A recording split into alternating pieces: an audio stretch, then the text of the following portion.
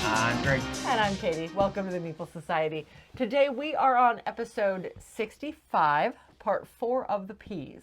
Way too many P's. Eventually we will finish them, I promise. Stop making P games. Better than poo games.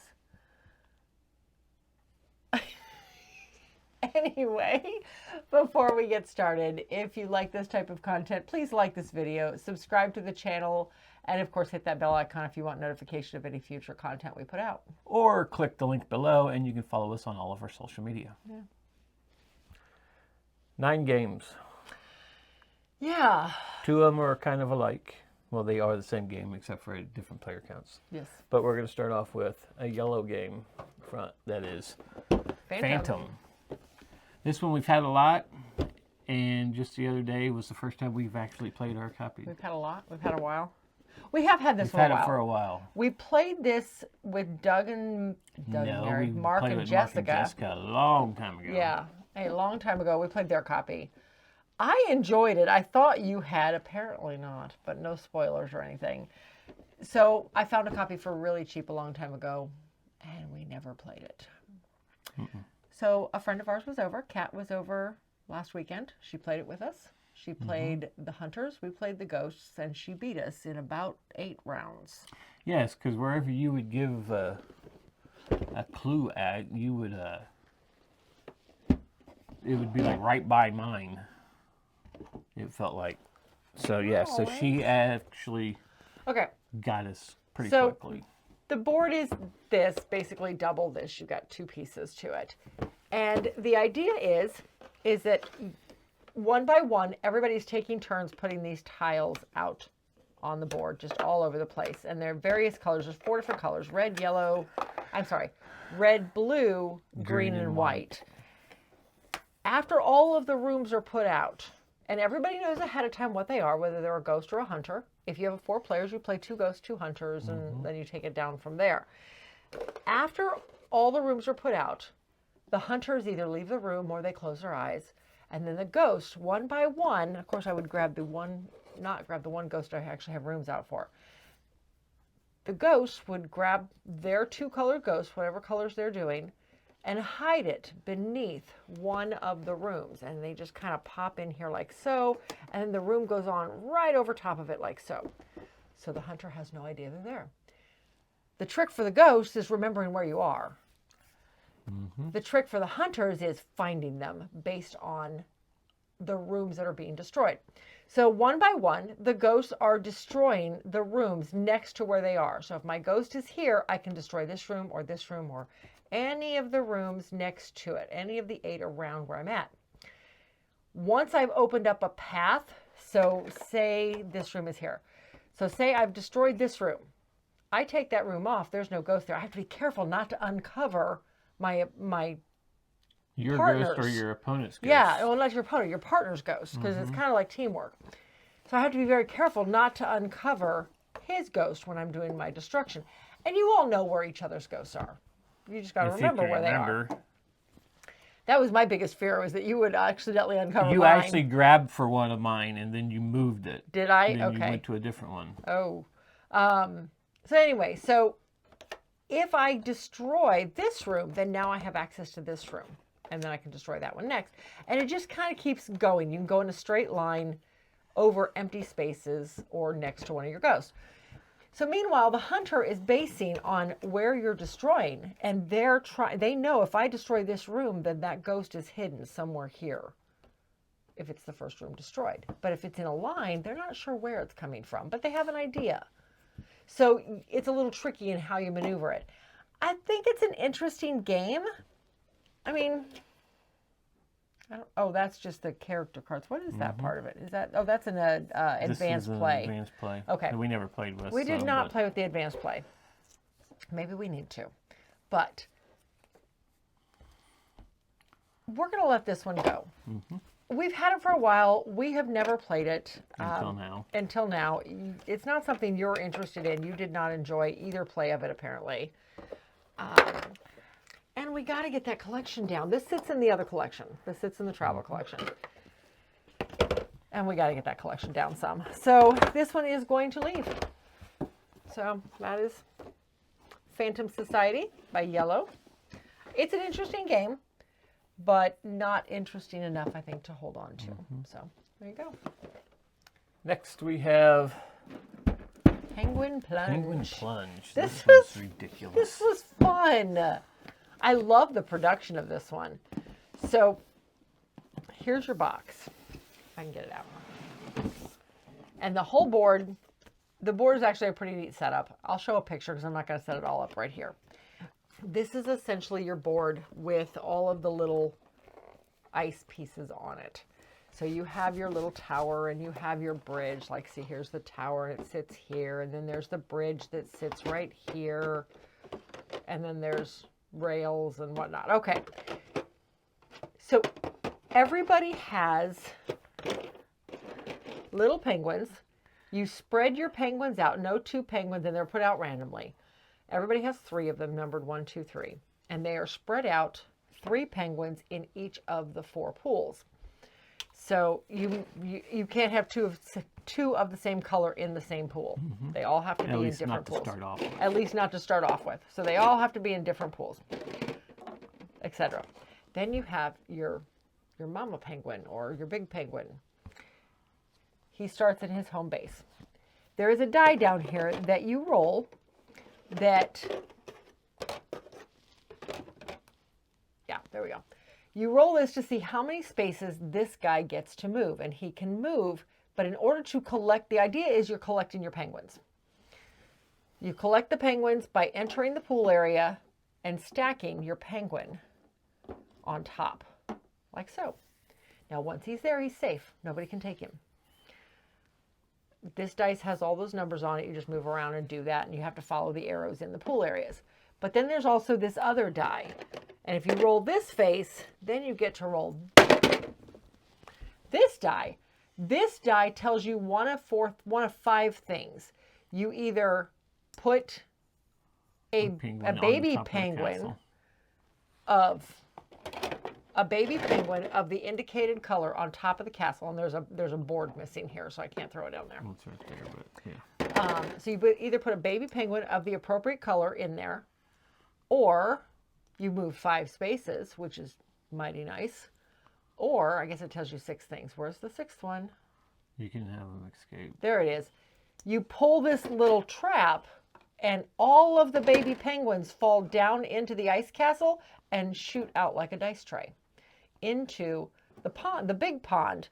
And then the big pond, it's trapped in by these bridges. From there, you distribute them back. Whoever rolled that distributes them back into the different ponds, and then you keep going. That one goes right there. So the winner is the first person to collect all 3 of their baby penguins and make it back to home base. I think it's a cute little game.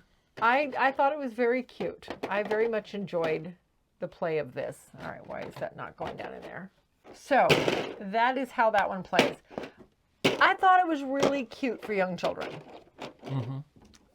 It is a kid's game, obviously. Plays 5 to 99 years old. 3 to 4 players. I think it's a cute one. Now, we didn't really talk about whether to keep this one or not. I'm going to honestly have to, oh, thank you, look to see how many kids' games we have. And then at that point, we're going to have to narrow down. But I think this one's going to make the initial cut. But we'll have to wait and see if it makes the final cut, because I'm not sure what we have in the way of kids' games already set aside. And we know we want to get that way down. So, but anyway, that is Penguin Plunge by Play Chest Games. It's a cute one. It's a penguin theme. It is a penguin theme. That's what happens when you do them in alphabetical order. All right, Pengoloo is, it's one of the blue-orange games in the blue-orange line. I love their kids line. Okay, so with this guy, this one actually plays almost identical. I wish I could remember the name of it. There's one where it's a crown and you're finding the jewels in the crown by the exact same mechanism. So everybody has their little iceberg, and you have these set all the way around, basically, and all the penguins are in the middle with eggs hidden underneath them. And there's a whole bunch of penguins and eggs. So on your turn, you're rolling 2 dice, and you are looking for those colors underneath. You get 2 chances. If you find one, you get to take it, and it goes onto your set of the iceberg. And then the next person goes. If you don't find any, everybody sees what's there, but then you put it back. The next person goes. This one had 2 sets. It had the option of taking the penguins from other people.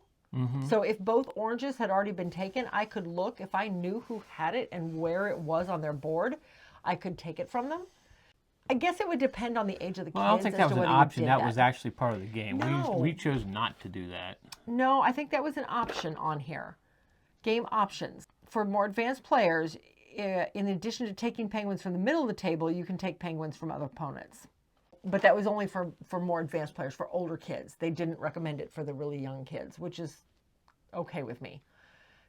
But the game ends when one person gets to 6, or when the middle is empty and whoever has the most, whichever comes first.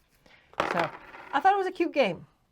It plays exactly like the other one, though. I mean, exactly. The other one's a crown, though, instead of the penguins. I think between the 2, I like this one better. Oh, yeah, I guess I probably should put the rest of the game up. I think between the 2, I like this one better than I did the other one. I think the theme is cuter for kids. So we're going to, and I wish I could remember the name of the other one. I cannot. I'm going to have to figure out which one it is. That one will probably leave the collection, and this one will stick around because they do play identical. What? Do you not trust me? No. I got it on right. Anyway. I've seen it. That is Pengoloo. Yeah, fun little penguin game. I like it. All right. Next. This is too long of a title. The Lemony Snicket's A Series of Unfortunate Events, the Perilous Parlor Game. On BGG, it's under the Perilous Parlor Game. That's why it's in the P's and not the L's or the S's. This one is, I'm assuming, based on the IP. Yeah. Well, there's a movie with There this is, in there yeah, too, there's an IP of it. Jim Carrey plays the uncle or whatever he is. Yeah, whatever his Lemony name Snicket's, I think that's his name. Count Olaf. Count Olaf. All right, so this is based on the IP. It's based on the movie, the series of Unfortunate Event movies, which I have seen, I think, part of at least once. I've never seen the whole movie. It's a book series, too. Yes. I've never read any of the books either. Okay, come on. There we go. Okay, so this is your board. The idea with this one is it plays 4 players. 1 player plays Count Olaf. Everybody else plays one of the 3 children. If you only have 2 players or 3 players, then you split up the children, or one person takes them all. There are different tokens laid all over the building or all over the house on the spaces that match. And on your turn, you are rolling the die that is specific to your character. Because in the case of one person playing multiples, that way you know which character moves how many spaces. If Count Olaf catches one of the children, they have to go back to their bedroom, which is somewhere. Right there. It's right there. They have to go back to their room, and they are trapped in their room until somebody else comes to get them. Or another child is caught, in which case the first one gets loose and the second one has to stay put. If you're playing 2-player, it's not a huge issue. You're playing multiplayer, you might want to go rescue the person.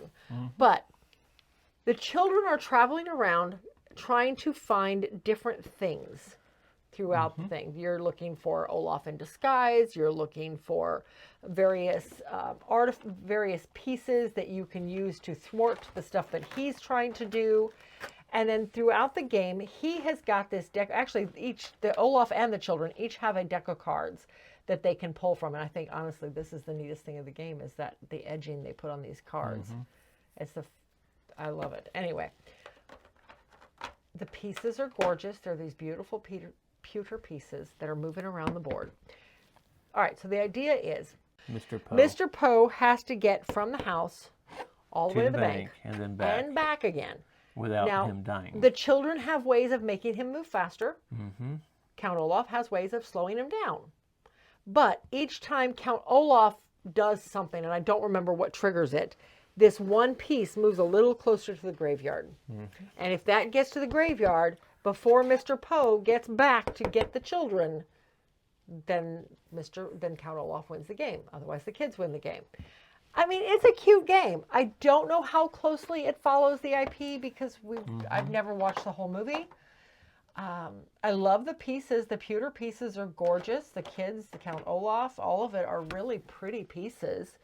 And like I said, the edging of the cards, that's what the first thing that struck me is the edge of these cards is a beautiful silver. I don't know if that shows up on camera or not.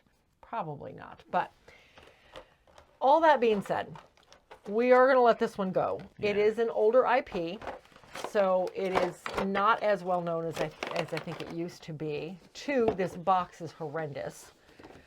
And 3, it wasn't that interesting of a game. All things considered.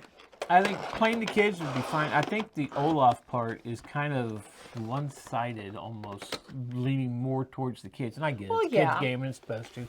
But I felt like playing Olaf, I would have some of the things I need to do on cards, but I had to be with him or over in a certain room because there's another thing in there that moved around. Yeah. That's what Olaf needed to go after. In order to move the grave marker. Right, and you would get to that area and it would be time up. You got to pull a card. You got to pull a Mr. Poe card, and Mr. Poe cards would change it. Yeah. And it would move it all the way to the other side of the board, and now you got to spend all your actions trying to get over there.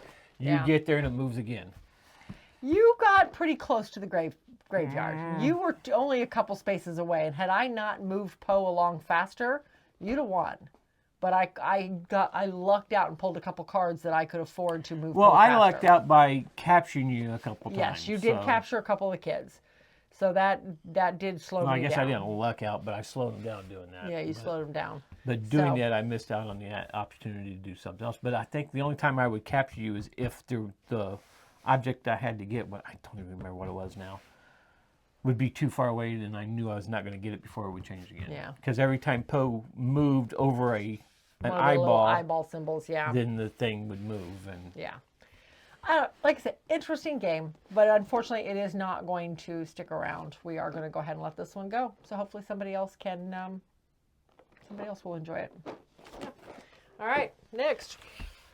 We have Pente, or Pente. This is Pentago. This is the multiplayer version. Yeah. This is the two-player version. So we've had the two-player version for a really, really long time. And only played it a couple times. Right. Well, I've even seen this in stores recently. This is such a neat game.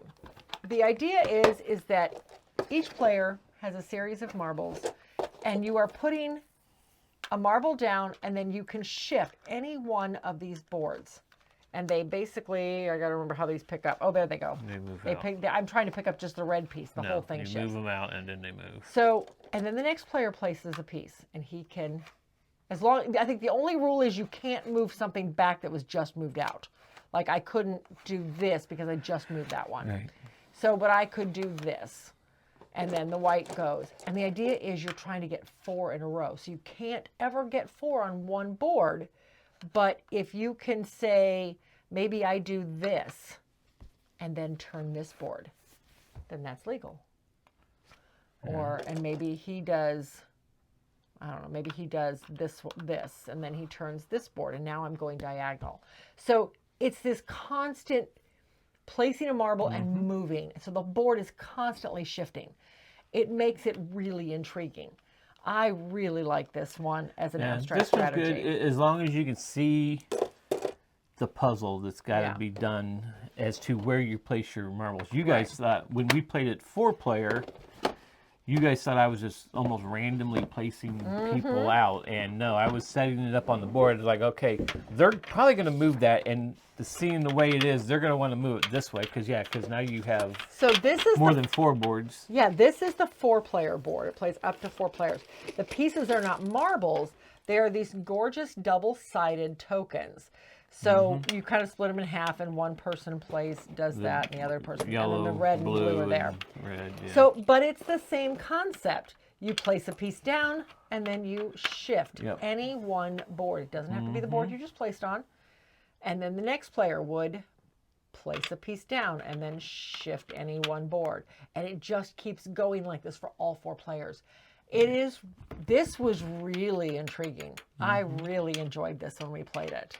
Yep. Matter of fact, didn't we play this twice? Because the first time everybody's like, oh, that's how it works. And then we turned around and played it again one more time. The second time like I said, I was just making it look like I was randomly putting things out. Yeah. But I knew how you guys were turning the boards, and I knew which way they needed it. So I said, okay, well, if I put that there, they're going to turn it right to where I need it. Right. And then all I got to do is turn this board, and I'm done. It was interesting. I really like this. And we're going to hold on to both of these, I think, just because they do play so drastically different at 2-player counts. And this is a fabulous 2-player game. But I really enjoyed this one too. But it's a great abstract strategy for a higher player count. And sometimes it's hard to find those abstract strategies for more than 2 players. So yeah, that is Pentago, both multiplayer and 2-player. They are both going to stick around because they are great games. All right. Then we have the Perfect 10. This is basically... It's a trivia game based on the mastermind concept. Yeah. I was trying to remember it again because it's not the game I was thinking about. It's I think we already talked about that game. Okay. The one that it was basically a... Anyway, it'll come to me later. Okay. I'll be already in bed. He'll text me with the name of the game. All right. So the Perfect 10. This is... Again, it's a trivia game. So you play teams typically. We play this just 2-player, but you play teams. You have this board that kind of balances on pieces here. Somehow. Anyway, it balances in here so that it flips over constantly because you're going to have your side of the board, but you're also going to be making notes on the other player's side of the board. So there's all these little bitty magnet pieces. And we have them split up by player count because each player gets so many. But there's these little bitty magnets that go out onto the board in these different segments. Like so. How it plays. At the start of each game, you pick one of these plenty. Lots and lots of options here. So this is the one that's still sealed. So this is sitting up on top of the board, like so. Sitting in this. And each side is different. Each team or each player is looking at a different side. And I have no idea what my opponent's side is, and he has no idea what my side says. But for instance, on this one, in this very first row, right here, it says, if you were lost, oh my gosh, let's pick one I can actually pronounce the words to. If you were lost in Ogadawa, luckily you don't have to actually have to say these. Ouagadougou, Burkina Faso. What continent would you be in? And it gives me 4 choices. Africa, Asia, Australia, or South America. I would say Australia. Oh, it's actually Africa. No. That's the Yours other is on player's the other side. So it would be... It's still blue on that It's side, still isn't it? Africa. Yeah, still Africa. Okay, so what happens is you don't have your answers on this side. So that answer is over here. The little dot. The dot on the bottom. So like the next one, let's find one I can actually pronounce. Who scored the most touchdowns, 22, in his rookie season of American football? O.J. Simpson, Jim Brown, Gale Sayers and Frank Gifford. Yes. Okay, so okay. Anyway. They're all from the 70s or before. Yeah, not my time frame to know anything about football. You don't know who Jim Brown is? Yes, I've heard of Jim Brown. Obviously, I know who O.J. Simpson is, but not Sayers. because of his career. I've heard of him. He's from the Bears. I'm sorry. Never heard of even Frank know him, Gifford. and I'm not a Bears fan. Whatever. I'm a Packers So who fan. is it? If I'd have to say it, it's one of two, I think. It's either OJ or Jim Brown. No, you can't look. Oh, no, it's Gale Sayers. Wow. So, okay. I wasn't a big football fan. Okay, so you have all these questions. Now, on this one, for instance, it said O.J. Simpson is blue, Jim Brown is white, Gale Sayers is purple, and Frank Gifford is green. So you would take whatever one you're using, whatever one you think it is. So say I have white in my hand, so we're just going to go with white. So say I think it's white, I'm going to move this white right there. Well, Actually, it's the second question. Sorry, it's the second question. So I'm going to put it right there. And then after I've answered all the questions across the board, then, my opponent's done the same thing, then we're going to flip this board very, very carefully. And now my opponent is going to look at all of the answers to my questions right here and mark how many I got. Go? It's right here. Oh.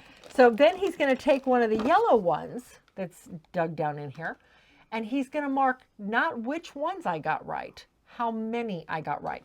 So if I got 3 right across this board, he's going to put a yellow one in the 3 line. Actually, it's technically supposed to go up here, but it's kind of hard. It doesn't stick very well.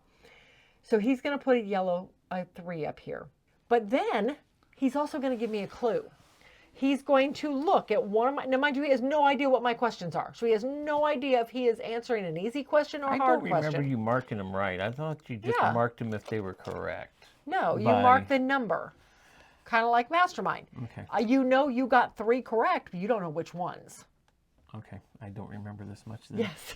Because I don't remember that, because that would tell you which ones it is if you're marking it with a yellow one. No, but that's just it. You're not marking which ones you got correct. You're marking the number you got. So say I got 1, 4, and 7 correct, but 2, 3, 4, the rest of them were all wrong, but I got 3 correct. I would put a yellow in the 3 line.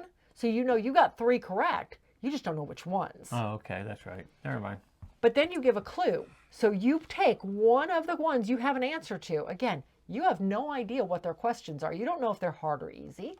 You know what the topics are. You know the first one's geography and the second one's sports, and I don't remember what the rest of them are. But you're going to put one of the letters. So say I knew this one was indeed, where did that one go?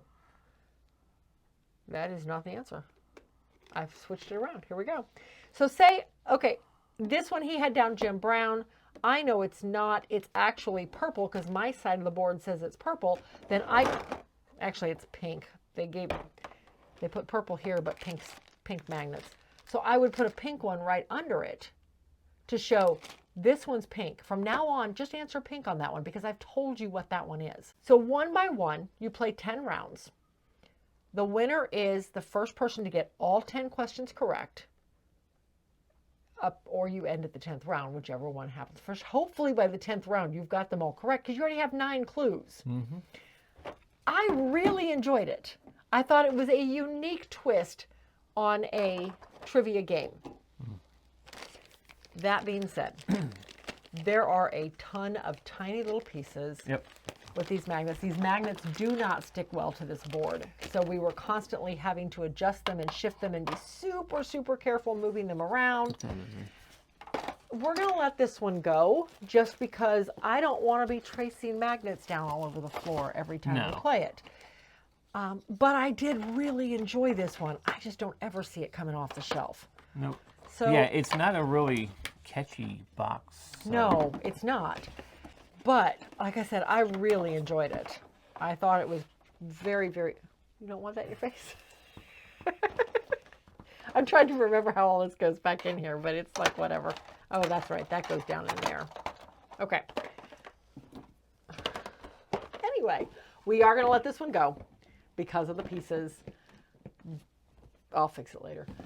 But it is an enjoyable... I enjoyed the play of it. And I could see this being a lot of fun in a team setting. Mm-hmm. So, that's the perfect 10. Counting to 10 was never so hard. Next, we have one of the most obnoxious games there are around. Perfection.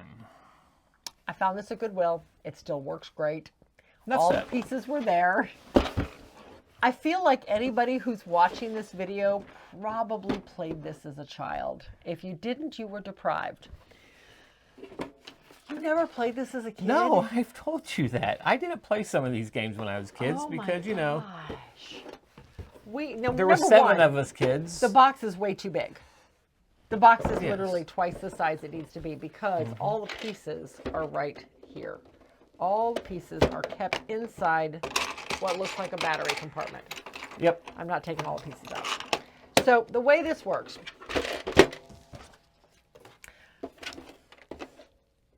hit stop.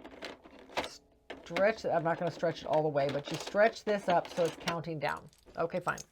And then you hit start. This is going to make some noise. Sorry, guys. And you, one by one, start trying to put the pieces into the spots where they go. That is not the right spot. I only have 6 pieces in my hand. Surely I can do this before this thing goes off, but I don't think I can because I did not go very far. I didn't push it down. You're supposed to push it down. See, that was no fun. You push it down, so now it's like this. And you're trying to do this. I'm certainly not going to do this upside down any better than okay, it's down there. There's the pieces. And then there's this one. And if you can manage to get all of them in there, you just hit stop really quick and it stops. But if you don't, it does that. And you poop yourself. We were laughing pretty hard at this. However, it is not a game, I don't think. It's an activity. It's also lots of pieces everywhere. We are going to let this one go. It does not fit what we want to do with that collection. So, even though it is a classic, it is and they wonder why more adults have anxiety. Yes. The games we grew up with gave it to us. Yes, that is true. So anyway, Perfection will be leaving the collection. All right. And last but not least, we have an old game. Yes. That's as old as Katie. It means is it's not. extremely old. It's I about wanna 100 say years old. Well, it is not. It was published in 77 or 75. So I looked it up. 1875? No. Anyway. That was her graduation year. I look darn good for my age then. Mm-hmm. Anyway, we actually have multiple versions of this game. We have a black tube version that I was given in high school that sits in our personal collection. And then I found both of these and various Goodwill trips, and for whatever reason picked them both up. I don't know why, but I did. So I'm not going to dig this one out because getting it back into the tube is kind of a pain in the rump. So I'm just going to leave that right there. The way this one plays, and this is probably... Did the bird poop on it or something? Why? I don't know what that is. Anyway. He was playing Perfection and he lost. Anyway. Okay, so this is your board. The tubes just have a neoprene mat, or it's not even neoprene, it's vinyl. A vinyl mat. Yours is neoprene, though. Your black original one? collection is, Okay. yes. My black one is. It's been so long since we pulled it out. Who knows? I thought it was Who just cares? vinyl. But anyway, because it's from the 80s. 1875. It is from the 80s. Oh my gosh. I got it in high school. Anyway, this is your board. 1875. The idea with this, the base game comes with 2 sets of stones. And this is not, hold on, these are not going to be very visible on camera. Let's find one that will actually show up on camera. 2 out of 4. There we go. Okay, so the base game comes with just 2 color stones, 2 opposing colors, red and blue or yellow and green, whatever. On your turn, the first player goes in the center. I'm going to have to lay this down because they're going to go sliding. First player always goes in the center. Second player can go any other intersection on the board. They can go right next to them. They can go across the board, however they want to do it. Doesn't matter. From there, each player takes turn laying pieces out. They don't have to be next to each other. They can be anywhere. The goal is to get 5 pieces in a row or to capture 5 of your opponent's pieces. Capturing is simple. Well, 5 in a row is pretty simple. Good luck doing it, though. Capturing is simple. If this is the setup, green could go here and take both of these just off the board. Now, if yellow were to later come back in and fill that in, that does not count as a capture because those pieces were already pre-existing. So you're trying to capture 5 of your opponent's pieces, or I'm sorry, 5 sets of your opponent's pieces, or get 5 in a row. It is I find it actually, to me, harder than even Connect 4. It has that same concept, but I feel like it's a little harder because the board is just so big. then you start adding more players in. We've always played this multiplayer. Years ago, we found these silly garden stones at Michael's or Hobby Lobby or wherever. Back then, I don't even remember where I found them. Yeah, Frank's Nursery was the first place we found them. That's true. And we just started buying different colors. So we've got, I think, 8 different colors in our personal set. And I've got 4 in this set, and I think I've got 4 in this one too. And you can play multiplayer. There are rules in the box for multiplayer, and it plays the same way. The sets don't necessarily have to be the same color. So if this were the layout, then either green could come here and capture both, or this orangish kind of clear color could come here and capture both of these. It doesn't have to be the same color that you're capturing. It just has to be 5 sets. I adore this game. I always have.